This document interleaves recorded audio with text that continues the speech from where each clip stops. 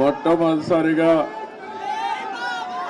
నాలుగోసారి ముఖ్యమంత్రిగా ప్రమాణ స్వీకారం చేసిన తర్వాత హైదరాబాద్కు వచ్చాను. ఎన్టీఆర్ ట్రస్ట్ బిల్డింగ్కి వచ్చాను. నా ఆత్మీయులందరినీ ఒకసారి కలిసి అభినందనలు తెలియజేయాలి, కృతజ్ఞత తెలియజేయాలి అనే ఉద్దేశం దగ్గరకు వచ్చినప్పుడు మీరు చూపించే అభిమానం చూస్తా ఉంటే నాకెంతో ఆనందం, నాకొక ఉత్సాహాన్ని కూడా మిమ్మల్ని చూస్తా ఉంటే ఇంకా ఎక్కువ చేయాలనే ఉత్సాహం వస్తా ఉంది. వేదికపై ఉన్న వేదిక ముందర ఉన్నటువంటి నాకు ప్రాణ సమానమైన తెలుగుదేశం పార్టీ కుటుంబ సభ్యులందరికీ పేరు పేరున మనస్ఫూర్తిగా నమస్కారాలు, అభినందనలు. ఈరోజు ఇక్కడ మొన్న ఎలక్షన్ లో కూడా మనం పోటీ చేయలేదు, కానీ కార్యకర్తలు చూస్తే ఎక్కడి నుంచి వచ్చారో నాకు తెలియదు, కానీ ఇంత పెద్ద ఎత్తున రాగలిగారంటే అది తెలుగుదేశం పార్టీ బలం. నేను వచ్చింది మీ అందరికి కూడా, మీరందరూ ప్రత్యక్షంగా పరోక్షంగా నా గెలుపు కోసం పనిచేశారు ఆంధ్రప్రదేశ్లో.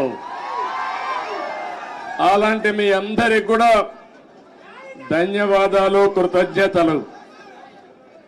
ఒక్క విషయం మనం గుర్తుపెట్టుకోవాలి, మహానాయకుడు యుగ పురుషుడు నందమూరి తారక రామారావు గారు తెలుగుదేశం పార్టీ పెట్టింది ఈ గడ్డపైనే. ఆ రోజు ఆయన ఆలోచించింది ఏదో రాజకీయాల కోసం రాలేదు, లేకుంటే రాజకీయాల్ని అధికారం కోసం వచ్చి ఉపయోగించుకోవని రాలేదు. తెలుగు జాతికి అన్యాయం జరిగింది, నా జాతిని కాపాడుకోవాలని ఏకైక లక్ష్యంతో ఎన్టీ రామారావు గారు వచ్చారు.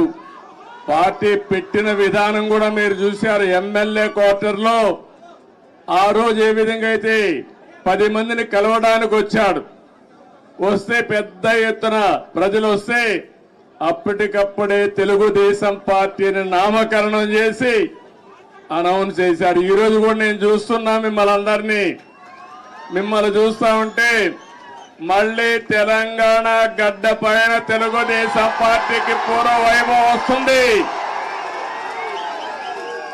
అది స్పష్టంగా కనపడుస్తా ఉంది మీ ఉత్సాహం చూస్తా ఉంటే.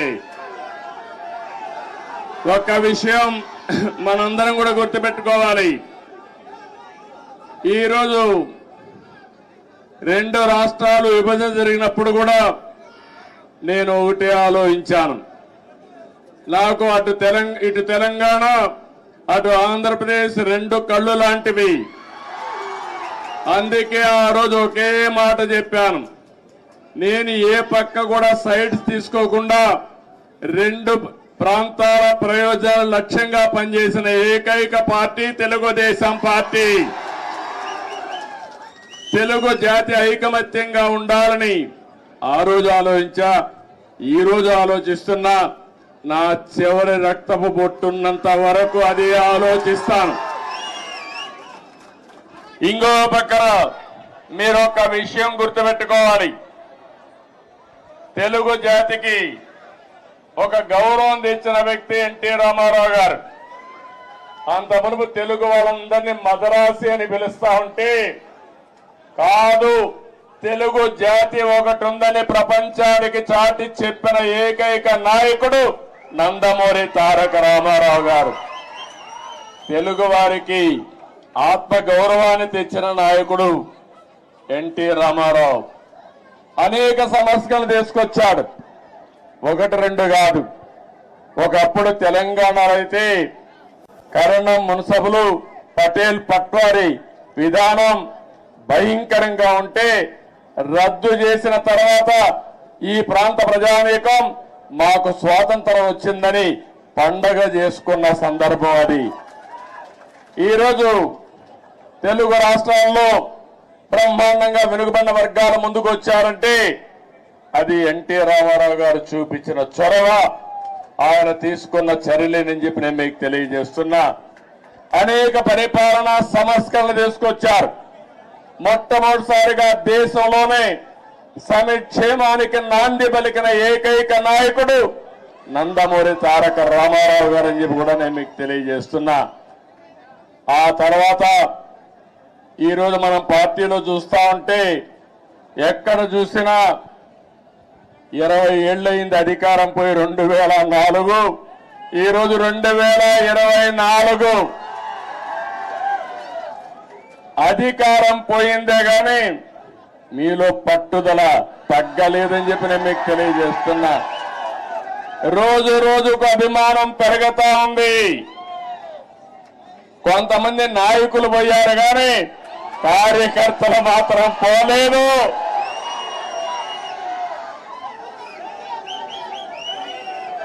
తెలుగు జాతి ఉన్నంత వరకు తెలుగుదేశం పార్టీ జెండా రెపరెపలాడుతుంది. ఇది ఎవ్వరు కూడా తుడిచి పెట్టలేరు. ఏ విధంగా అయితే నందమూరి తారక రామారావు గారు తెలుగు జాతి ఉన్నంత వరకు తెలుగు వారి గుండెల్లో ఉంటారో, అదే విధంగా తెలుగు జాతి ఉన్నంత వరకు పసుపు జెండా ఎగరతానే ఉంటుంది. అయితే ఈ సందర్భంగా మనం కొన్ని విషయాలు కూడా మాట్లాడుకోవాల్సిన అవసరం ఉంది. ఈరోజు మనం చూస్తే తెలుగు జాతి కూడా అనేక సంక్షోభాలు ఎదుర్కొంది. నేను కూడా తెలుగుదేశం పార్టీ నాయకులు కార్యకర్తలు కూడా అనేక సంక్షోభాలు ఎదుర్కొన్నాం. కానీ ప్రతి ఒక్క సంక్షోభాన్ని ఒక అవకాశంగా మలుచుకుని తిరుగులేని శక్తిగా తెలుగుదేశం పార్టీ ఎదుగుతూనే వచ్చింది. భవిష్యత్తులో కూడా ముందుకు పోతాదని చెప్పి నేను మీకు తెలియజేస్తున్నా. నన్ను జైల్లో పెట్టారు ఏ కారణం లేకుండా. కానీ ఆ రోజు హైదరాబాద్ లో మీరు చూపించిన చొరవ నా జీవితంలో ఎప్పుడూ మర్చిపోలేను. ఇప్పుడు సెంటర్ లో గాని అదే మాదిరిగా గచ్చిబౌలిలో మీటింగ్ పెడితే రెచ్చిపోయిన ఉత్సాహంతో నాయకులు లేకపోయినా మేమే నాయకులని చెప్పి లక్షల మంది వచ్చారంటే అది నా జీవితంలో ఎప్పుడూ జైల్లో ఉండి చూసి నేను చేసిన పనికి, నేను చేసిన అభివృద్ధి గుర్తుపెట్టుకుని నాకు సంఘీభావాన్ని తెలియజేశారంటే ఆ రోజే నేను అనుకున్నా నా జన్మ చరితార్థకమని. ఇక్కడే కాదు, ప్రపంచం మొత్తం అన్ని 70-80 దేశాలు, ఆ దేశాల పేర్లు కూడా నాకు తెలియవు. కానీ తెలుగువారు అక్కడికి వెళ్లి 53 రోజులు రోడ్డెక్కి నిరసనలు తెలియజేశారు. ఇది మరిచిపోలేని అనుభవం అని చెప్పి నేను మీకు తెలియజేస్తున్నా. ఈ సందర్భంగా మనందరం ఒకటే గుర్తుపెట్టుకోవాలి. ఈరోజు రాష్ట్రంలో తెలుగు జాతి ఎన్టీ రామారావు గారిని ఎప్పుడూ మరిచిపోలేరు. అదే సమయంలో ఈ దేశానికి ఒక దిశ చూపించిన వ్యక్తి పివి నరసింహారావు గారు అని చెప్పి కూడా నేను మీకు తెలియజేస్తున్నా. ఆర్థిక సంస్కరణలు 1991లో పివి నరసింహారావు గారు మొట్టమొదటిసారిగా అమలు చేశారు. అప్పటి నుంచి ఈ దేశంలో సంపద సృష్టించడం సులభమైంది. అలాంటి ఇద్దరు నాయకులు ఈ గడ్డ మీద పుట్టడం తెలుగు వారి అదృష్టం అని చెప్పి మరొకసారి తెలియజేస్తున్నా. ఎంతో మంది నాయకులు పోరాడారు, ఎన్నో త్యాగాలు చేశారు. కానీ ఇటీవల కాలంలో ఈ ఇద్దరు నాయకుల యొక్క సమాజం హితం కోసం చేసిన పనులు మనం ఎప్పుడు మర్చిపోలేమని చెప్పి తెలియజేసుకుంటున్నారు. ఇంకో పక్క రాజకీయం అంటే సొంత వ్యాపారాలు చేసుకోవడం కాదు, భావోద్వేగాలు రెచ్చగొట్టడం కాదు, ప్రజల జీవితాల్లో వెలుగు చూపించగలిగింది నిజమైన రాజకీయం అని చెప్పి కూడా నేను మీకు తెలియజేస్తున్నా. మీరు ఒక్కసారి ఆలోచిస్తే తెలుగుదేశం ముందు, తెలుగుదేశం తర్వాత తెలుగు వారి చరిత్ర రాయాలంటే చాలా సులభంగా రాసే అవకాశం ఉంటుంది. ఇప్పుడు హైదరాబాద్ని మీరు చూస్తున్నారు. 95 ముందు ఒక్కసారి మీరు ఆలోచించుకోండి. జూబ్లీ హిల్స్ ఇదే డెడ్ ఎండ్. ఇప్పుడు చాలా మంది మిత్రులు పత్రికా విలేకరులు వచ్చారు. వీళ్ళందరూ కూడా ఎంతో ఉత్సాహంగా నాకు స్వాగతం పలికారు. ఆ రోజుటి నుంచి ఈ రోజుటి నుంచి ప్రత్యక్ష సాక్షులు రాయడానికి పత్రికా విలేకరులందరూ ఆ రోజు నేను ఒకటే ఆలోచించాను, తెలుగు వాడికి సత్తా ఉంది, అభివృద్ధి చేసి చూపిస్తామని మొట్టమొదటిసారిగా హైటెక్ సిటీతో ప్రారంభించి నిన్న కూడా ఫ్లైట్ లో వస్తా ఉంటే చూశాను హైటెక్ సిటీని.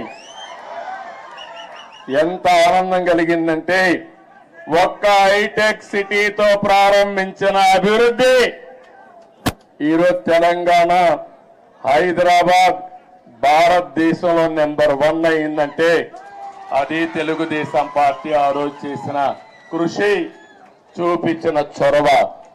ఏ రాజకీయ నాయకుడికైనా ఏ పార్టీకైనా దీనికంటే కూడా ఏ తృప్తి ఉండదని చెప్పి నేను మీకు తెలియజేస్తున్నా. ఆ రోజు చాలా మంది అన్నారు ఔటర్ రింగ్ రోడ్డు 8 లేనేస్తానన్నాను. ఇప్పుడు మీరందరూ కూడా మర్చిపోవచ్చు, కొంతమంది గుర్తుండకపోవచ్చు, కానీ నా మనస్సాక్షిగా ఆలోచించినప్పుడు నేను చేసిన పని నా మనసుకు ఆహ్లాదం ఇస్తుంది, ఆనందాన్ని ఇస్తుంది, తృప్తిని ఇస్తుంది అని చెప్పి కూడా నేను మీకు తెలియజేస్తున్నా. ఒక ఎయిర్పోర్ట్ కానీ ఇవన్నీ కూడా ఆ రోజు దూరదృష్టితో ఆలోచించి మనం చేశాం. నాలెడ్జ్ ఎకానమీకి నాంది పలికాం. చాలా మంది నాలెడ్జ్ ఎకానమీ అంటే ఎక్కడన్నారు, దానికి చిరునామాగా హైదరాబాద్ తయారు చేసిన ఘనత, ప్రారంభించిన ఘనత తెలుగుదేశం పార్టీది. అదే సమయంలో ఆ తర్వాత వచ్చిన అన్ని రాజకీయ పార్టీలను అభినందిస్తున్నా. కాంగ్రెస్ పార్టీని ఆ తర్వాత 10 ఏళ్లు ఉన్నారు, 3 ముఖ్యమంత్రులు వచ్చారు, ఎవరు కూడా చెడగొట్టల. తర్వాత టీఆర్ఎస్ వచ్చింది, 10 ఏళ్లు ఉన్నారు, వాళ్ళు కూడా చెడగొట్టల. ఇప్పుడు మళ్ళా కాంగ్రెస్ వచ్చింది, రేవంత్ రెడ్డి గారు ముఖ్యమంత్రి అయ్యారు, మళ్ళా అభివృద్ధిని ముందుకు తీసుకుపోతున్నారు. అందుకే నేను నిన్న కూడా నేను ముఖ్యమంత్రి అవుతానే నేనే లెటర్ రాశాను రేవంత్ రెడ్డి గారికి, గౌరవ ముఖ్యమంత్రి గారికి. 2 రాష్ట్రాల మధ్య కొన్ని సమస్యలు ఉన్నాయి, ఈ సమస్యల్ని పరిష్కారం చేద్దాం, నేను వచ్చి మిమ్మల్ని కలుస్తానని నేనే చొరవ తీసుకున్నాను. దానికి తెలంగాణ ముఖ్యమంత్రి సానుకూలంగా స్పందించారు.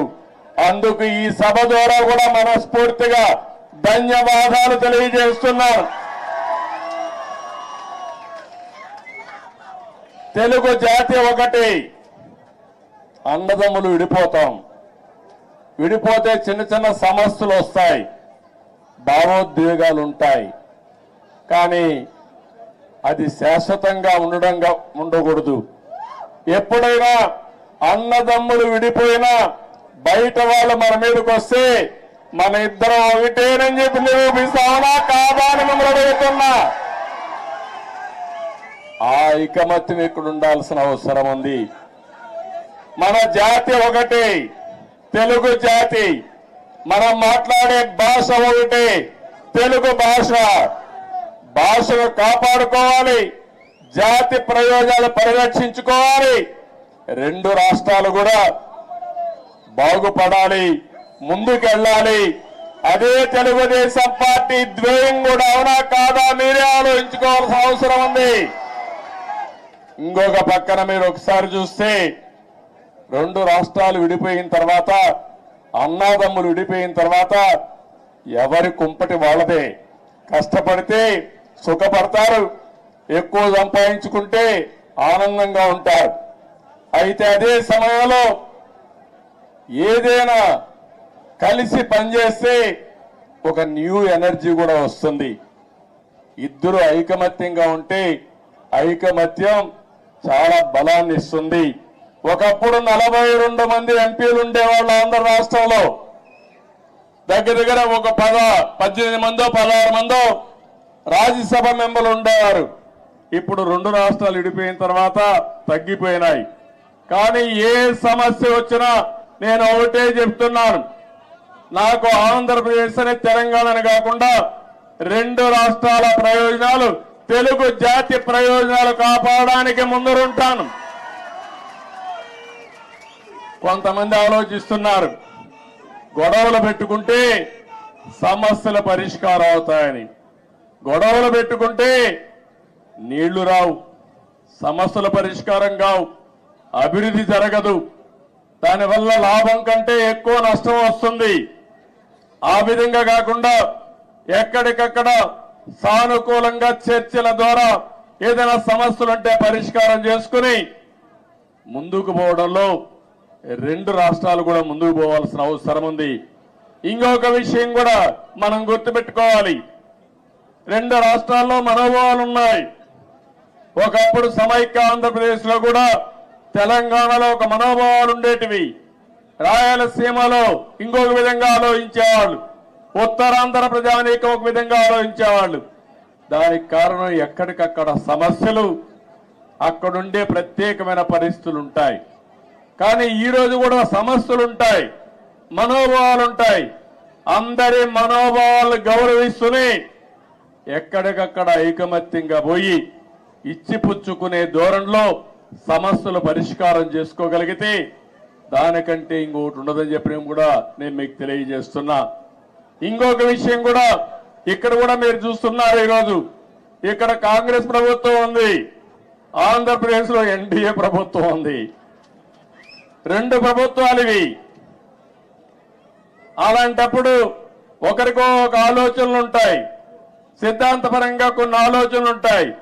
కానీ ఏ ఉన్నా తెలుగు జాతి ప్రయోజనాలు వచ్చినప్పుడు మాత్రం అందరం కలిసి పనిచేసుకోవాల్సిన అవసరం ఉందని చెప్పి కూడా నేను మీకు తెలియజేస్తున్నా.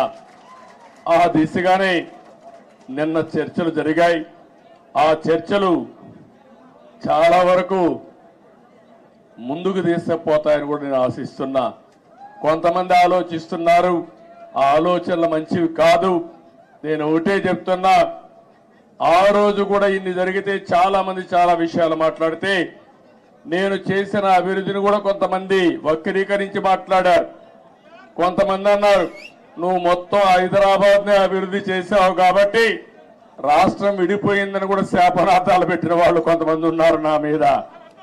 నేను ఒకటే ఆ రోజు చెప్పాను, ఆ రోజు కానీ ఈ రోజు కానీ, ముందు ఒక ప్రాంతం అభివృద్ధి కావాలి, అది రాజధానితో ప్రారంభమవుతుంది, అది చివరికి మారుమూల ప్రాంతాలకు కూడా స్ప్రెడ్ అవుతుందని చెప్పి ఆ రోజు చెప్పా.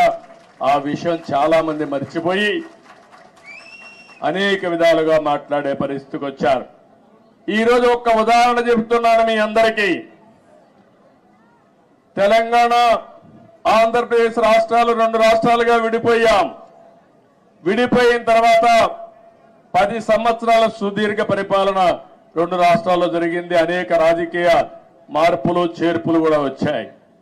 మీరు చూస్తే నేను ముఖ్యమంత్రి అయినప్పుడు మొట్టమొదటిసారిగా 2014లో రాష్ట్రం విడిపోయినప్పుడు తెలంగాణ ఆంధ్రప్రదేశ్ తలసరి ఆదాయం 35% వ్యత్యాసం.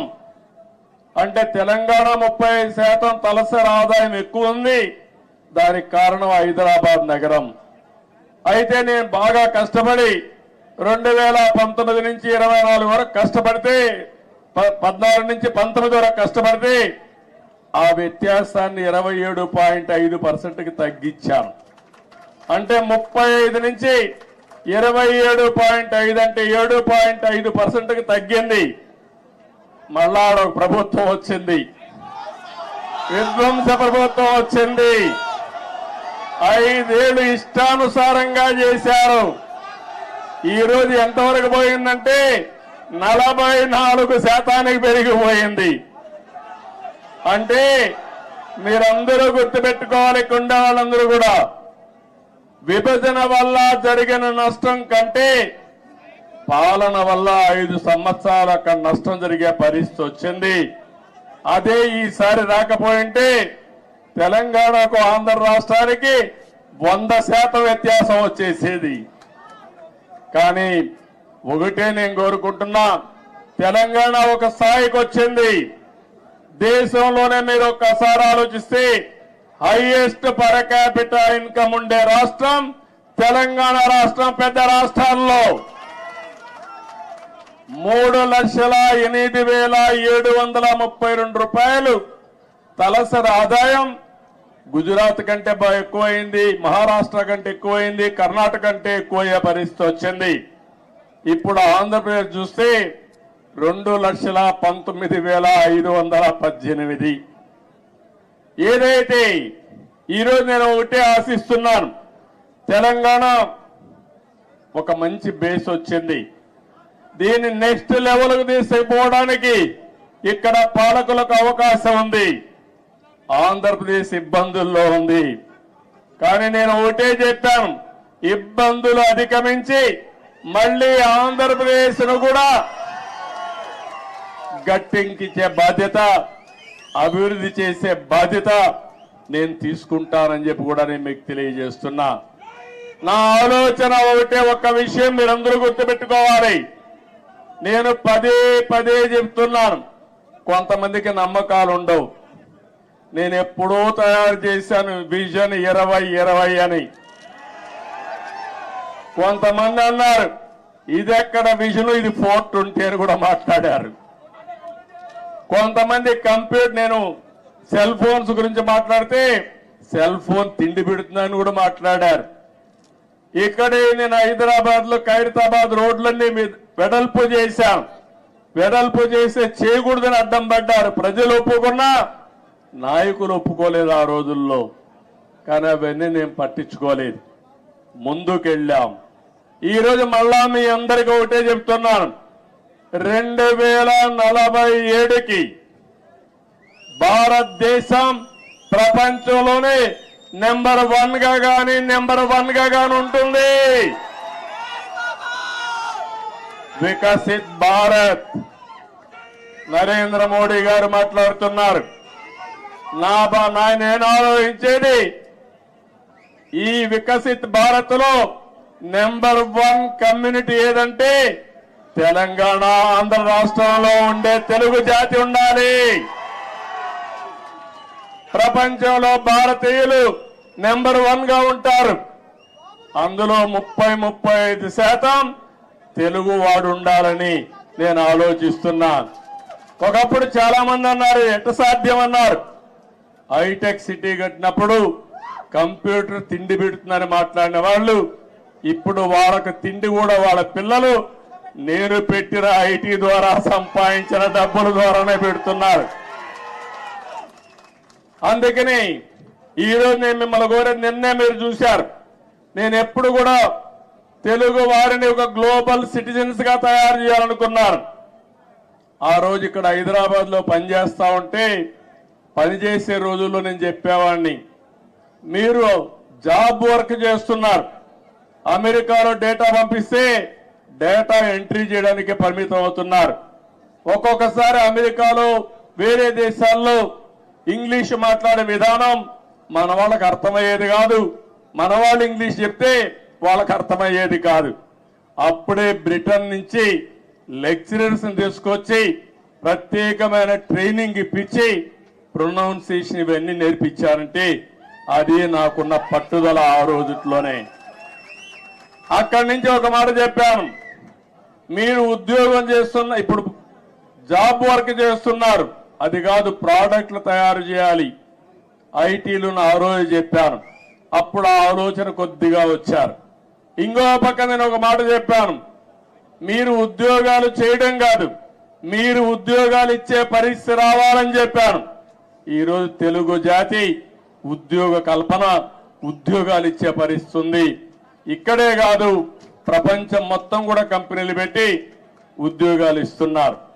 అందుకని ఆ రోజు నేను చెప్పింది గ్లోబల్ సిటిజన్స్ గా ఉండాలని చెప్పాను. ఈ రోజు చెప్తున్నాను, తెలుగు జాతి గ్లోబల్ లీడర్స్ గా ఉండాలి. అన్ని రంగాల్లో మీరు నెంబర్ 1 గా ఉండాలి. కార్పొరేట్ గవర్నెన్స్ లో, అదే మరిగా పబ్లిక్ గవర్నెన్స్ లో కూడా నెంబర్ 1 గా ఉండాలి. నిన్న మీరు చూశారు, మొన్నటి వరకు బ్రిటన్ పరిపాలించినటువంటి వ్యక్తి మన దేశీయుడే సునాయక్ ఉన్నాడు. ఆయన ఇప్పుడు ఆయన ఓడిపోయాడు ఆ పార్టీలో. కానీ 25 మంది పార్లమెంట్ మెంబర్లు భారతీయ సంతతి అంటే ఇండియన్స్ అయ్యారంటే అది ఇండియన్స్ యొక్క శక్తి సామర్థ్యం అని మీ అందరికీ విజ్ఞప్తి చేస్తున్నా. ఇలాంటివన్నీ జరుగుతుంటే నా ఆలోచన ఒకటే, మనమందరికీ తెలివితేటలున్నాయి. ప్రపంచంలో అందరికంటే కూడా ఆమోదయోగ్యమైన వ్యక్తులు భారతీయులు. అందులో అగ్రస్థానంలో ఉండే వ్యక్తులు తెలుగు జాతి. ఇది మనం అందరం కూడా, అందుకే నేను చెప్తున్నా, సేవ ఒకప్పుడు 75 సంవత్సరాలకు ముందు బ్రిటిష్ వాళ్ళు వచ్చి మనల బారి పరిపాలించారు. వాణిజ్య కార్యక్రమాలకు వచ్చారు, వ్యాపార నిమిత్తం వచ్చారు, తర్వాత పాలకులుగా మారారు. మనకు అలాంటి ఆలోచనలు లేవు. కానీ ప్రపంచానికి సేవ చేసే అవకాశం భారతీయులకు ఉంది. సర్వీస్ ద్వారా, కంపెనీల్లో పనిచేసే ద్వారా, లేకపోతే రాజకీయాల్లో కూడా ప్రజలకు సేవ చేసే అవకాశం మన వాళ్ళకు ఉంది. దానికి కారణం ఎక్కువ యంగ్స్టర్స్ ఉన్నారు, టెక్నాలజీ బాగా నేర్చుకున్నారు, మంచి నాయకత్వాన్ని ఇస్తున్నారు. ఇవన్నీ కూడా ప్రోత్సహించి 2047కి ప్రపంచంలో 30% అగ్రస్థానంలో తెలుగు జాతి ఉండాలి. దానికోసం నేను పనిచేస్తా. నాకు తెలంగాణ అని, ఆంధ్రాని కాదు, తెలుగు వారి అభివృద్ధి కోసం నిరంతరం పనిచేస్తారని మరొక్కసారి మీ అందరికీ తెలియజేస్తున్నా. నాకు ఈ జాతి అన్ని ఇచ్చింది. ఏ నాయకుడికి ఇవ్వని గౌరవం నాకు ఇచ్చింది. 9.5 సంవత్సరాలు ముఖ్యమంత్రి. ఈ యొక్క స్వాతంత్రం వచ్చిన తర్వాత, రాష్ట్రం ఏర్పడిన తర్వాత సమైక్య ఆంధ్రప్రదేశ్ లో కూడా 9.5 సంవత్సరాలు ఎవరూ లేరు. 10 సంవత్సరాల అపోజిషన్ లీడర్ని. నా రికార్డు ఇంకెవరూ బ్రేక్ చేయడానికి కూడా అవకాశం లేదు. ఇది 2 రాష్ట్రాలుగా విడిపోయింది కాబట్టి. అలాంటప్పుడు ఒకటే నేను ఆలోచిస్తున్నా, మళ్ళీ నాకు పునర్జన్మ అంటూ ఉంటే తెలుగు గడ్డపైనే పుట్టాలని భగవంతుని మనస్ఫూర్తిగా కోరుకుంటున్నా. అందుకని నిన్ననే మనం ప్రారంభించాం. ఆ ప్రారంభం రాబోయే రోజుల్లో అధికార కమిటీలు వేసుకున్నాం. అదే మరి 2 రాష్ట్రాల సమస్యల్ని సామరస్యంగా చర్చల ద్వారా పరిష్కారం చేయాలని ముందుకెళ్ళాం. ఇంకా రాబోయే రోజుల్లో అవన్నీ ఒక దారికి తీసుకుపోయి రాజకీయాలు ఎన్నైనా ఉండొచ్చు, కానీ ఆ రాజకీయాలు జాతి ప్రయోజనాలే ముఖ్యంగా మనం పనిచేస్తే ఏ సమస్య ఉండదని చెప్పి కూడా నేను మీకు తెలియజేస్తున్నా. ఈరోజు మీరు ఒక్కసారి చూస్తే నేను తిరగని ప్రాంతం లేదు తెలుగు నేల పైన. ఆదిలాబాద్ మొదలుకొని శ్రీకాకుళం వరకు తెలియని గ్రామం లేదు, తెలియని ప్రజానీకం లేదు. అలాంటి ప్రజలందరినీ చూశాను. ఇప్పుడు కూడా అదే అనిపిస్తుంది నాకు. ఇక్కడికి వచ్చినప్పుడు మీ యొక్క ఎనర్జీ చూసిన తర్వాత, మీ ఉత్సాహం చూసిన తర్వాత, దీనికంటే ఏ నాయకుడైనా ఏమైనా కోరుకుంటామని అడుగుతున్నా. మీరు నాకు అధికారాన్ని ఇచ్చారు. తిరిగి నేను సేవాభావంతో అనేక కార్యక్రమాలు చేశా. అది నా జీవితంలో దానికంటే ఇంకేం కోరుకునేది లేదు. కానీ నేను ఒకటే చెప్తాను, నా జీవితం ఉన్నంత వరకు, చివరి రక్తపు బొట్టు ఉన్నంత వరకు ప్రజలకు ఏం చేయాలో అవన్నీ చేస్తానే ఉంటాను. ఇప్పుడు నేను ఆలోచించే విధానం మీరు చూస్తే రాబోయే 30 ఏళ్లలో ఏం జరుగుతుందో ఇప్పుడే ఊహించి దానికి ఒక విజన్ తయారు చేసుకుని ముందుకు పోవాలనేది నా మనస్తత్వం. అందుకే ఈ సందర్భంగా నేను మిమ్మల్ని అందరినీ ఒకటే కోరుతున్నా. మీ తెలంగాణలో మా తమ్ముడు ఇప్పుడే చెప్తున్నాడు, మొన్న ఆంధ్రప్రదేశ్ లో ఎన్నికలు వచ్చాయి. ఎన్నికలు వస్తే నేను వినూత్నంగా ఆలోచించాను. ఈసారి అందరినీ సీనియర్స్ నే కాకుండా యంగ్స్టర్స్ తీసుకొచ్చాను. రీస్ట్రక్చరింగ్ ప్రారంభించాను. యువకుల్ని, ఉత్సాహవంతుల్ని, చదువుకున్న వాళ్ళని సామాజిక న్యాయమే ధ్యేయంగా పెట్టుకుని అందరినీ మంచి వ్యక్తులు తీసుకొచ్చాం. ఆ యొక్క ఇది మీరు చూస్తే బ్రహ్మాండంగా ప్రజలు కూడా బ్రహ్మరథం పట్టారు. తెలుగుదేశం చరిత్రలో ఇంత పెద్ద విజయాన్ని నేను ఎప్పుడూ చూడలేదు. 82, 84 ఆగస్టు క్రైసిస్ తర్వాత 85, తర్వాత 94, 99 ఎప్పుడూ చూడలేదు. ఒక సునామీ వచ్చింది. ఆ సునామీకి ఎక్కడికక్కడ అందరూ కూడా కొట్టుకుపోయే పరిస్థితికి వచ్చారు. అది చూసిన తర్వాత మా తమ్ముడు అంటున్నాడు, అంటే ప్రజాస్వామ్యంలో మీరు ఒక్క విషయం గుర్తుపెట్టుకోవాలి, రాజులు లేరు, నియంతలు లేరు. ఎవరైనా విర్ర వీగితే ఎక్కడికి పంపించాలని మీరే పంపిస్తారు. అందుకే నేను ఇప్పుడు కూడా చెప్తున్నా మా మంత్రులకి అందరికీ, అక్కడ విర్ర వేగద్దండి, భూమి మీద నడవండి, ఆకాశం నడవద్దండి.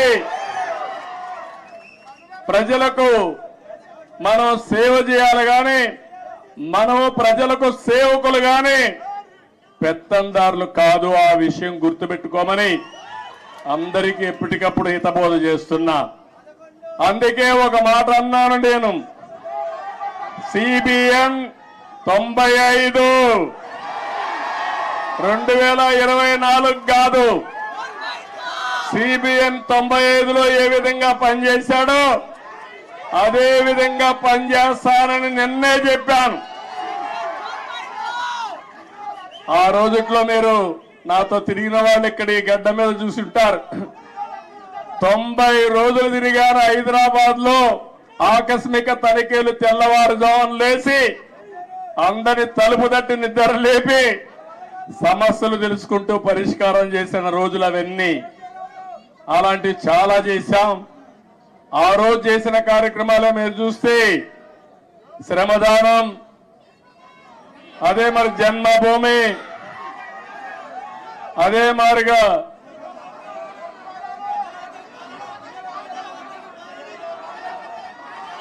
ఒకటి రెండు కాదు, నేను చేసిన ప్రోగ్రాలు మీరే ఎక్కువగా మాట్లాడుతున్నారు. ఆ రోజు పరిపాలన ఒక ఉద్యమ స్ఫూర్తితో తీసుకుపోయినా అవునా కాదా అని అడుగుతున్నా. కొత్త కొత్త ఆలోచనలు చేశాం. ఆ ఆలోచనల్ని ఎక్కడికక్కడ అమలు చేశాం. నన్ను అడిగారు, నేను సైబరాబాద్ అంటే కొంతమంది నన్ను ఎగతాళి చేశారు, ఏంటిది కొత్త విషయం మాట్లాడుతున్నావని. ఆ రోజు సికింద్రాబాద్, హైదరాబాద్ ఉంది. నేను ఆలోచించాను ఏ పేరు బాగుంటుందని. సరైన నేమో ఇన్ఫర్మేషన్ టెక్నాలజీ వచ్చింది, సైబరాబాద్ అని పేరు పెడదామని పెట్టి కడాన అమెరికా అధ్యక్షుడు బిల్ క్లింటన్ పిలిపించినప్పుడు నామకరణం చేశాం. మన టెక్నాలజీ ఆయన చూసి ఆ రోజుల్లోనే ఆశ్చర్యపోయాడు, ఒక హైదరాబాద్ లో టెక్నాలజీ ఇంత అడాప్ట్ చేసుకున్నారని. అది నా స్వార్థం కోసమో కొంతమంది స్వార్థం కోసం కాదు, జాతి ప్రయోజనాల కోసం మనం చేయడం జరిగింది. ఇక్కడుండే నాయకులందరికీ మీ అందరికీ ఒకటే చెప్తున్నాను, 20 ఏళ్లుగా అపోజిషన్ లో ఉన్నాం. తెలంగాణలో కూడా తెలుగుదేశం పార్టీ ఉండాలనా లేదా అని మిమ్మల్ని అడుగుతున్నా.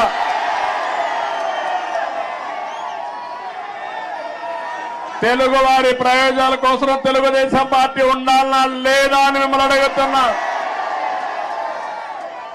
తెలంగాణ గడ్డ పైన పుట్టిన పార్టీ ఉండాలనా లేదా అని అడుగుతున్నా.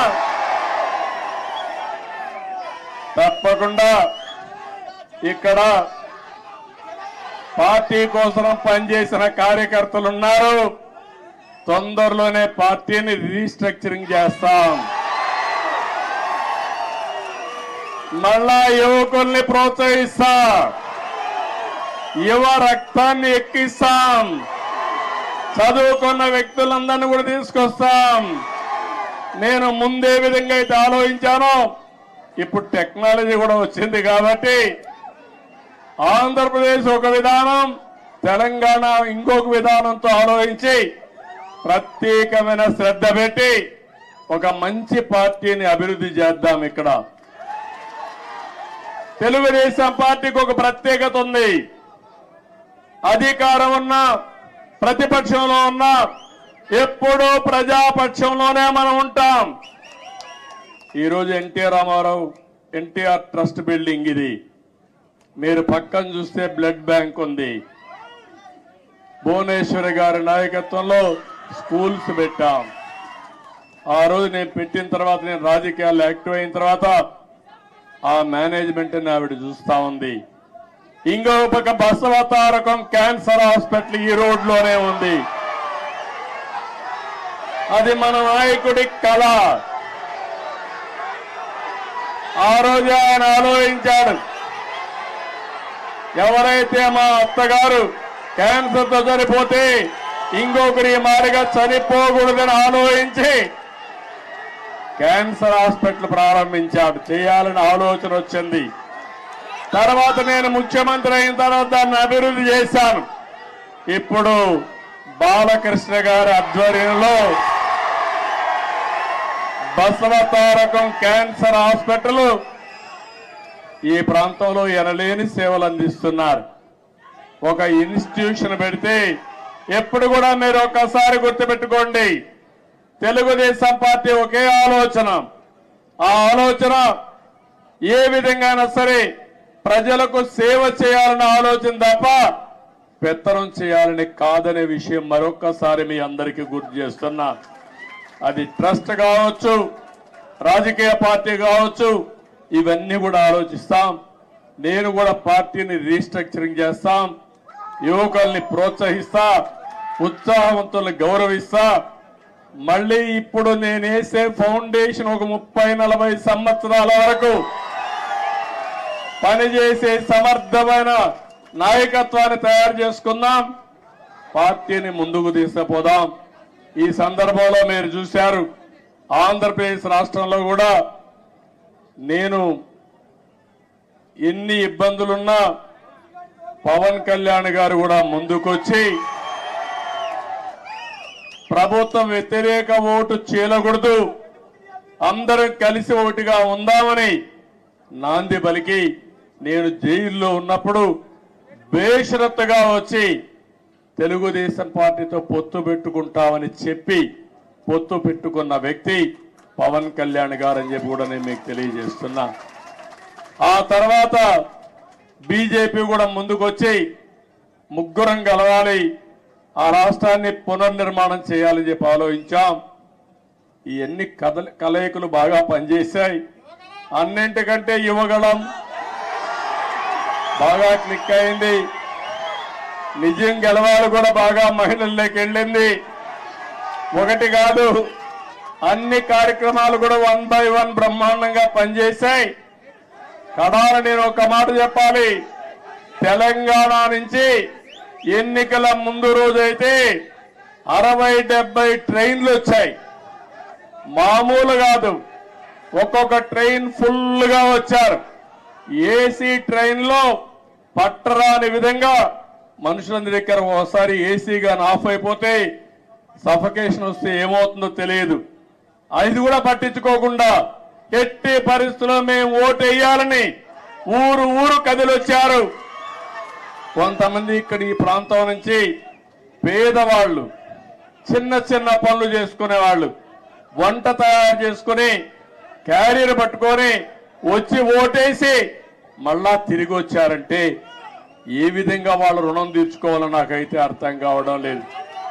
చాలా మంది ఎన్ఆర్ఐలు అమెరికా నుంచి, ఆస్ట్రేలియా నుంచి, ఆఫ్రికా నుంచి, వివిధ దేశాల నుంచి లక్షల రూపాయలు ఖర్చు పెట్టుకుని ఒక ఓటేసిపోయారంటే, కొన్ని నెలలు ఇక్కడే ఉండి గ్రామాల్లో తిరిగి పనిచేశారంటే వాళ్ళందరి రుణం తీర్చుకోవాల్సిన అవసరం ఉంది.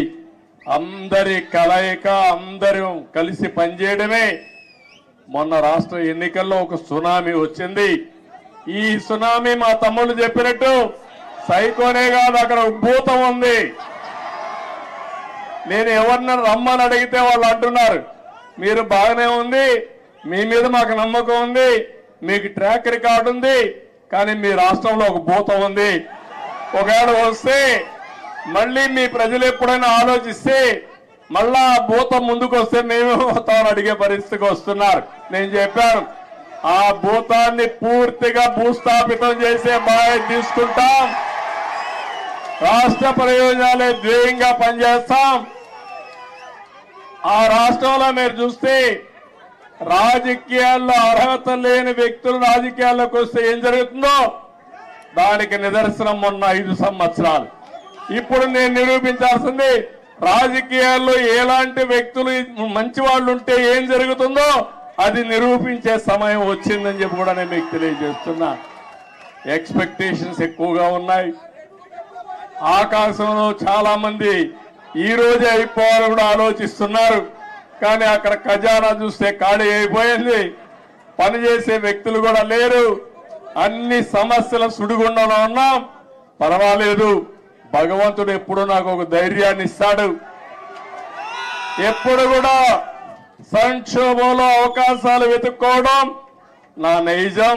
తప్పకుండా మళ్ళా అలాంటి అవకాశాలు ఎదుర్కొని ఎక్కడికక్కడ ముందుకు పోతాం.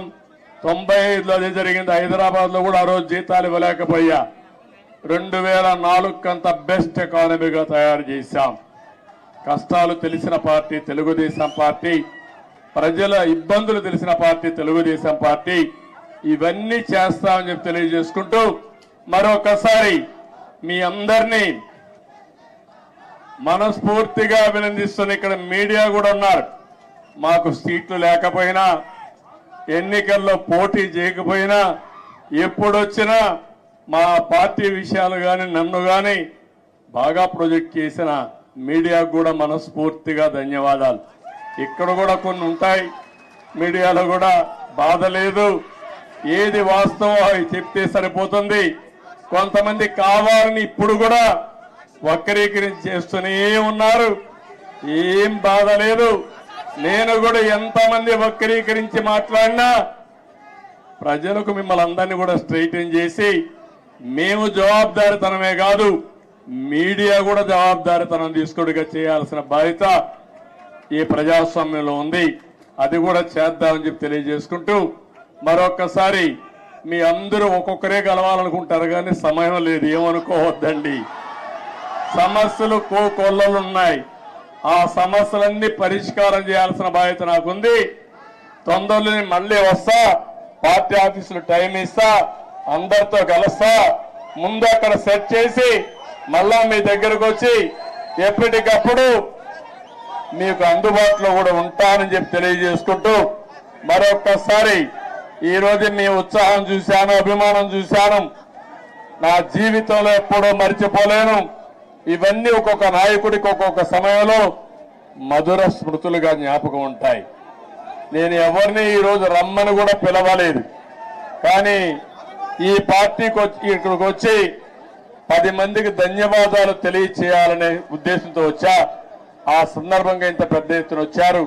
మీ అందరికీ పేరు పేరున మనస్ఫూర్తిగా కూడా శిరస్సు వంచిన నమస్కారాలు తెలియజేసుకుంటూ మీకే కాకుండా తెలంగాణ మారుమూల ప్రాంతాల్లో ఉండే తెలుగుదేశం పార్టీ శ్రేయోభిలాషులందరికీ మనస్ఫూర్తిగా అభినందనలు, ధన్యవాదాలు తెలియజేసుకుంటూ అందరికీ నమస్కారాలు.